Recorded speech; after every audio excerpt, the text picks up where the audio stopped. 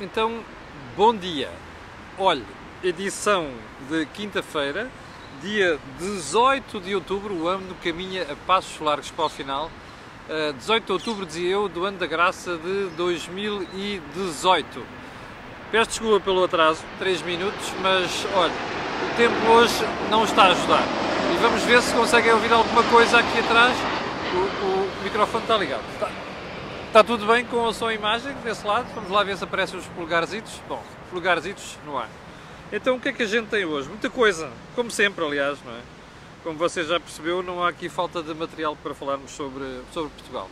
Então vamos começar por onde? Olha, vamos começar pelo juiz Carlos Alexandre. Como sabe, é o juiz do Tribunal Central de Instrução Criminal de Lisboa. Está no cargo em 2004 e, como sabe, foi o juiz que conduziu todo o processo relativo à Operação Marquês, ou seja, aquela que envolve José Sócrates, Ricardo Salgado e mais um porradão de gente, perdoa-me a expressão.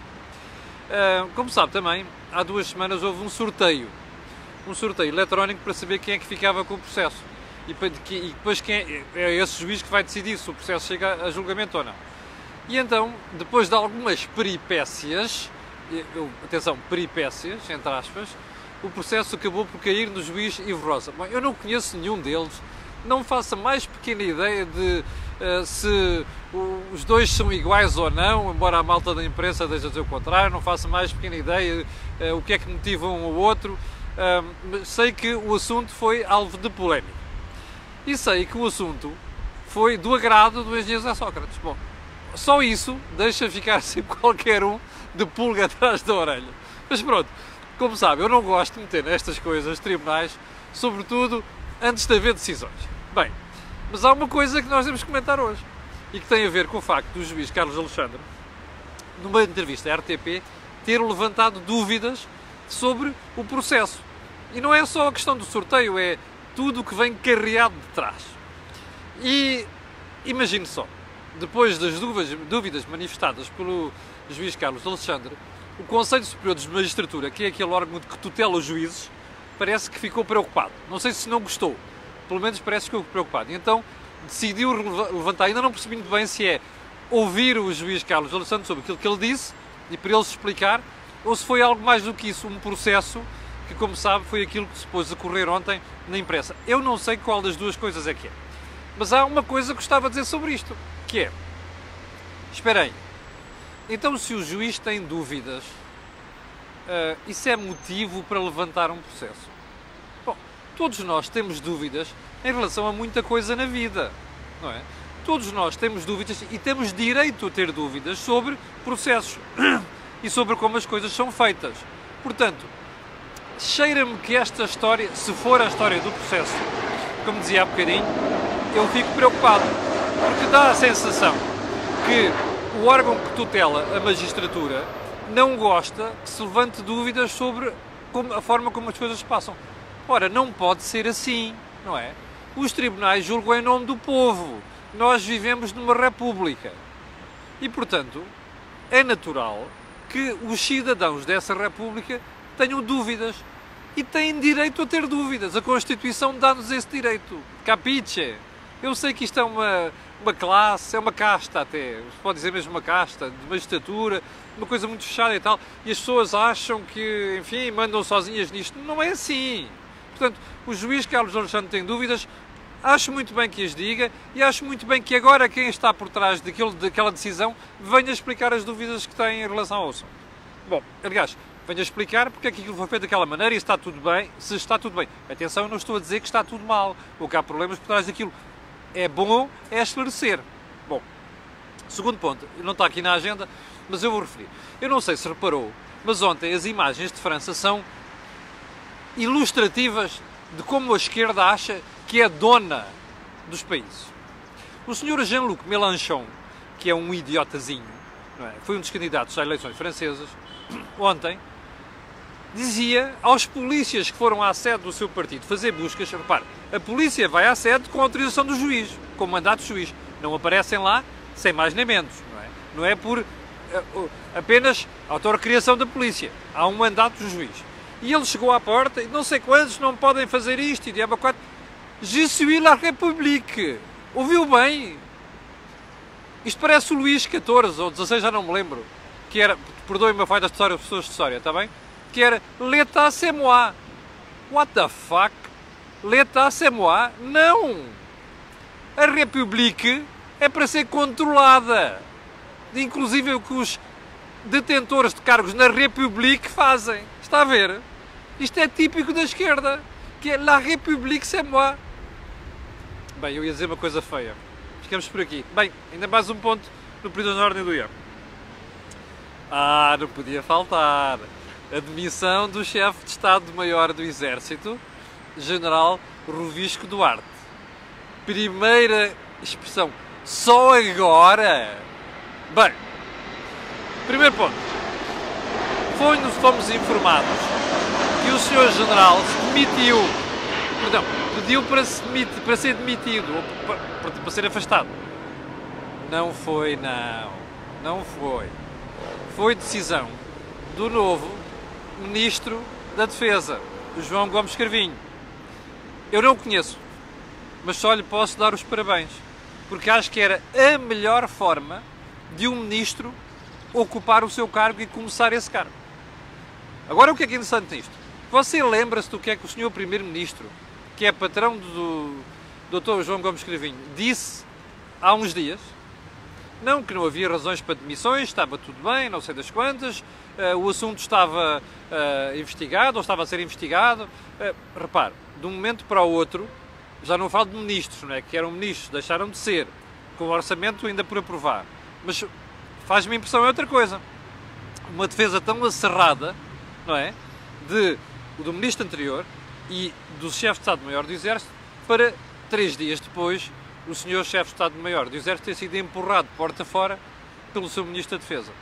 Eu já dei aqui os parabéns ao novo Ministro, mas só posso dizer que o Primeiro-Ministro anda a dar tiros nos pés. E recordar uma coisa que eu já disse aqui. Este Primeiro-Ministro tem um defeito. É teimoso como uma mula. E isto é um elogio à mula. Não é? O problema é que a teimosia do Sr. Primeiro-Ministro custa-lhe o apoio popular. Porque ninguém até hoje ficou a defender a Sra. Ministra Constança Urbano de Sousa, que foi a primeira teimosia dele, e agora é o Ministro da Defesa. Assim como a história de manter aquele senhor no cargo. O Sr. General Rovisco Duarte estava no cargo até abril. Sai agora. Já devia ter saído. Para bem da imagem, da transparência da République. Bom, então vamos lá, gente. O Governo mentiu nas formas antecipadas. Ouviu bem a expressão que eu utilizei? O verbo que eu utilizei? Mentiu. M-E-N-T-I-U. 3 pontos de exclamação. Mentiu. Então eu vou-lhe explicar. Nas últimas semanas, o Governo passou para a opinião pública a informação de quem se reformasse com 40 anos de desconto e que entretanto fizesse 60 anos, podia reformar-se antecipadamente sem qualquer penalização. Como você se recorda, eu fui das pessoas que fiquei com os cabelos em pé. São poucos e são curtinhos, mas fiquei com os cabelos em pé. Porquê? Porque isto levado à letra, eu já lhe vou explicar, isto levado à letra é um problema. Tem um custo brutal para o Orçamento de Estado. E você recorda-se eu ter falado nisto aqui, de repente, de um momento para o outro, 44 mil pessoas caíam neste bolo. Bom, você sabe qual é a minha opinião sobre o sistema de pensões. Nós temos um sistema de pensões falido a prazo. Ou seja, ele não está estruturalmente equilibrado. O que é que quer dizer estruturalmente? Quer dizer que ele só se equilibra quando nós temos períodos de crescimento económico como temos agora e de população empregada como temos agora. Quando as coisas viram, isto vai tudo para o vermelho. Bom, o Sr. Ministro da Segurança Social costuma dizer que não sei quê. Bom, mas se você for ver, faça este exercício, sobretudo os fofinhos, vão ver os últimos 10 anos e vejam quanto é que foi transferido do Orçamento de Estado para o Orçamento da Segurança Social. Ou seja, o Orçamento de Estado é que está a alimentar o Orçamento da Segurança Social, não são as contribuições para a Segurança Social. O que é que isto quer dizer? Que está errado o sistema. Isto não aguenta muito tempo. Você, mais dia menos dia, vai ter proporções cada vez maiores do Orçamento do Estado transferidos para a Segurança Social. Ora, há um dia que isto fica tudo desequilibrado e que já não chega. Você tem que ir buscar dinheiro, por exemplo, para a saúde. E não pode ser. Bom, este é o pano de fundo. E o Governo decidiu dar mais umas benesses para a malta que se quer reformar antecipadamente. Eu acho isto um cancro. A história das reformas antecipadas é um dos cancros mais graves da Segurança Social. Mas o Governo insiste nisto. Bem, mas ontem, o Sr. Ministro da Segurança Social veio dizer assim: não! Só se pode reformar antecipadamente, sem penalizações, quem tiver cumulativamente, está a ver? Advérbio de modo, cumulativamente duas coisas. Fazer 60 anos no mesmo ano em que tem 40 anos de contribuições para a Segurança Social. Ou seja, você imagina que tem 19 anos, mas tem 60 anos. Quando você fizer 61 anos, você dizia, pronto, já tenho 40 anos de contribuições e, portanto, eu já me posso reformar. Não, senhor. Não pode. E foi aquilo que o Sr. Ministro da Segurança Social veio explicar ontem. Eu sei que ficou um bocado nebuloso. Bem, eu tenho duas perguntas sobre isto. Então, se é cumulativamente, isto quer dizer que quem, se tiver 60 anos e tiver menos um ano ou menos dois, se esperar mais um ou mais dois de contribuições até aos 40 anos, isto fica resolvido. Ou seja, imagine quem começou a trabalhar aos 20 anos, não é? E entretanto completa 61 anos. Já não pode entrar. Mesmo que tenha 40 anos de descontos. Já não conta para isto. Bom, isto reduz brutalmente o universo de pessoas que se podem reformar antecipadamente. Está a perceber isto? Agora, a pergunta. Foi isto que o Bloco de Esquerda e o Partido Comunista Português andaram a vender nas últimas semanas? Foi isto que foi o objeto do acordo entre estes partidos e o Partido Socialista consagrado nesta solução? Não foi. E agora, meus fofinhos queridos, vou fazer uma pergunta. O que é que vão fazer? Vão só dizer, eu vou-me a ele, estilo Fada de Olinda, e depois não acontece nada? Ou vão obrigar o Governo a recuar nesta decisão? Ou então uma coisa pior, isto foi tudo combinadinho por entre portas. Ou seja, PCP, Bloco e o Governo puseram-se de acordo e o Governo explicou assim: ó meus rapazes, nós não podemos fazer isto para um universo grande, porque não temos dinheiro no orçamento. Como explicou muito bem o Dr. Mário Centeno, na semana passada, ontem, à entrevista ao meu jornal, tirar IVA de 23% para 13% ou para 6% na eletricidade não dava.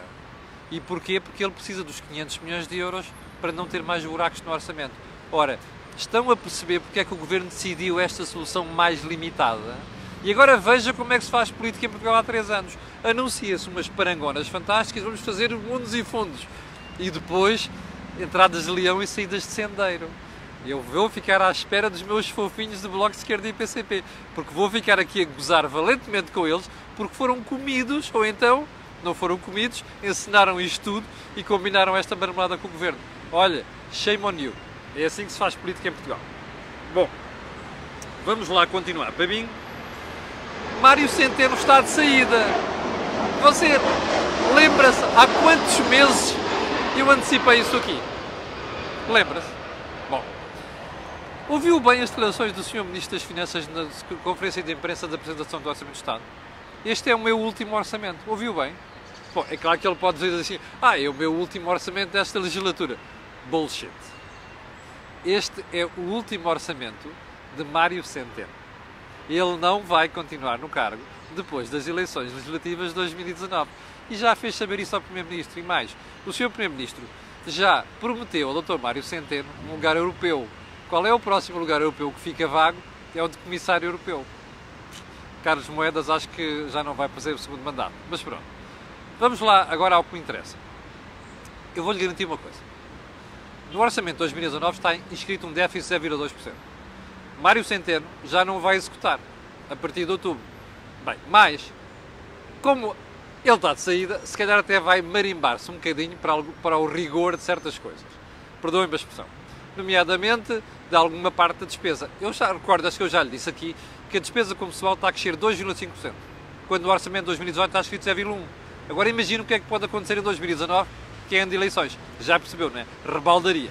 Bom, Então o que é que vai acontecer? Eu suspeito, é uma suspeita minha e eu pedirei desculpa se não se confirmar. Mário Centeno vai querer chegar ao fim de 2018 com déficit zero. Ouviu bem? Déficit zero. Porque ele quer ficar com dos galões dele e daquelas coisinhas que aparecem aqui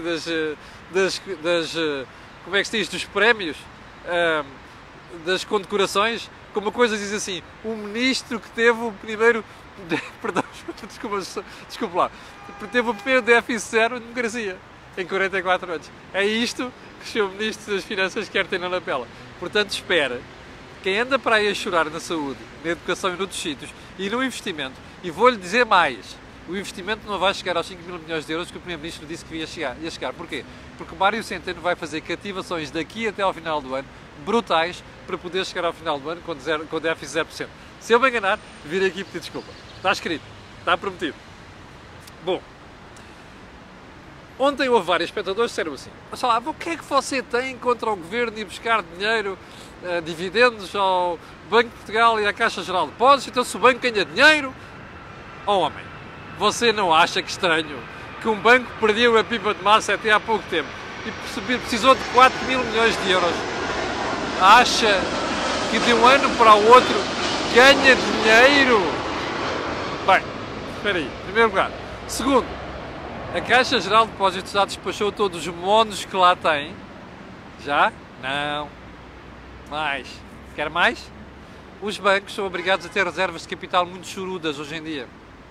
Por isso é que o Dr. Paulo Macedo, em setembro, quando foi entrevistado pelo EC, dizia que, bom, tudo isto tem que ser visto de acordo com os rácios. Bem, mais, isto tem que ser visto pelos auditores, tem que se pedir autorização ao Banco Central Europeu e tem que se pedir autorização a Bruxelas. Bruxelas sabe qual é a minha opinião. Os serviços técnicos da Comissão são sérios, o Franciu não é sério. O Franciu é o Pierre Moscovici. E, portanto, o Franciu vai fazer tudo para que o amigo Mário Centeno faça um brilharete, que é ter 726 milhões de euros de dividendos da Caixa e do Banco de Portugal relativos a 2018. Portanto, o Franciu eu não conto com ele, mas eu conto com o BCE. E eu só espero que o BCE os tenha no sítio, que é para dizer ao governo português assim, não, o teu banco teve uma injeção de 4 mil milhões de euros de contribuinte. O teu banco ainda não está totalmente recuperado. Vocês estão a fechar balcões, estão a despedir pessoas. Portanto, não vão distribuir dividendos ao Estado, só favor. Já agora, os sindicatos da Caixa Geral de Depósitos, que estão caladinhos que nem um rato, não têm vergonha? Então, a Caixa está a despedir pessoas, está a fechar balcões. E vocês vão deixar que a Caixa entregue dividendos ao Estado? Bom, pormenor interessante desta história toda. Reparou como no Orçamento de Estado não está escrito quanto é que vem do Banco de Portugal e da Caixa Geral de Depósitos. Está a ver como é que se fazem as coisas? Orçamentos a Mário Centeno e a António Costa. É muito talento para a malandrice. Está a ver? Dá nisto. Portanto, eu vou estar atento. Eu, como cidadão que meteu dinheiro na Caixa, não quero que o Estado vá agora buscar esse dinheiro. Porque o banco não está recuperado e eu preciso desse dinheiro. Olha, conselho aos chofinhos da Caixa. Aos chofinhos, quer dizer, à malta dos sindicatos. Olha, defendam que a Caixa constitua provisões, que é para os monos que lá têm, mais as dificuldades que pode ter no futuro quando a economia aterrar. Está a perceber? É assim que se faz gestão de uma instituição bancária. E, portanto, espero que o BCE não deixe fazer isto. E se deixar fazer, cá estarei para criticar. Bom, já vamos com 8h22, menos 3 minutos, 19 minutos. Eu vou deixar os dois últimos para amanhã. Mas vamos ainda ao quarto ponto. Bem, sabe quanto é que vai custar o aumento extraordinário de pensões de janeiro e depois o aumento e depois a acomodação destas longas carreiras contributivas? Sabe quanto é que vai custar? Eu vou-lhe dizer. 229 milhões de euros. Só para aquela história das reformas antecipadas, com longas carreiras contributivas, como eu dizia há bocadinho, o Estado destinou 66 milhões de euros. Ouviu bem? 66 milhões de euros. Diga-me uma coisa, eu vou recuar aos tempos da Troika. Você lembra-se do sacrifício, da dureza, da dor que foi, de cada vez que o governo da Troika tinha que cortar 50 milhões de euros? Eu já não digo 100, 150, 200, 400, 500. Cortar 50 milhões era uma trabalheira. Lembra-se de vamos baixar o subsídio de doença. Lembra-se de vamos reduzir o período em que as pessoas ganham o subsídio de desemprego na totalidade. Lembra-se da dificuldade que foi isto, da tortura que foi, da dor que foi, da dificuldade que foi. Pois agora pega-se em 229 milhões de euros que ninguém sabe muito bem de onde é que vem. É o orçamento do ovo no dito com os da galinha, como eu lhe disse ontem, não é? o governo derrapou o tacho todo e agora está a dizer que tem 229 milhões de euros para esta marmelada. Não tem, está a perceber? Vou repetir, não os tem! 3 pontos de exclamação. Isto é contar com os ovos no dito cus da galinha. Para quem sabe que tem um orçamento da Segurança Social e o Sistema Nacional de Pensões desequilibrado, isto é um araquiri a prazo. Eu sei que isto depois vai cair em cima daquela gente que já, quando esta gente já não estiver lá. Isto vai cair em cima do próximo governo, sabe? Porque esta brincadeira aguenta-se um ano ou dois, não se aguenta depois. E como eu já lhe expliquei aqui várias vezes, o Tribunal Constitucional olha para estas coisas como direitos adquiridos e, portanto, não aceita cortes, nomeadamente cortes estruturais. Não é conjunturais. Conjunturais qualquer maluco faz. O problema é que depois é preciso fazer cortes estruturais e não há dinheiro para isto. A economia portuguesa não está a crescer, nem vai crescer para sustentar estas marmeladas. Percebe? E você vai ver que mais tarde ou mais cedo vamos estar aqui a comentar isso. Bom, eu já cheguei ao final da conversa de hoje, vou guardar os 2 últimos pontos para amanhã e vou-lhe lembrar que hoje, por volta das 19 horas, vamos ter o Think Tank. Ontem foi o regresso do Pontapé de Canto com António Tadeia, hoje vamos ter mais uma edição do Think Tank por volta das 19 horas. Eu sei que há uma audiência muito fiel para aquele programa, portanto, 19 horas de hoje com o Joaquim Aguiar e com o Jorge Marrão. Para o final, vou-lhe só pedir que peço sempre, coloquem um gosto e faça partilha nas redes sociais, porque o que você ouve aqui não ouve mais lado nenhum. Obrigado, até amanhã, com licença.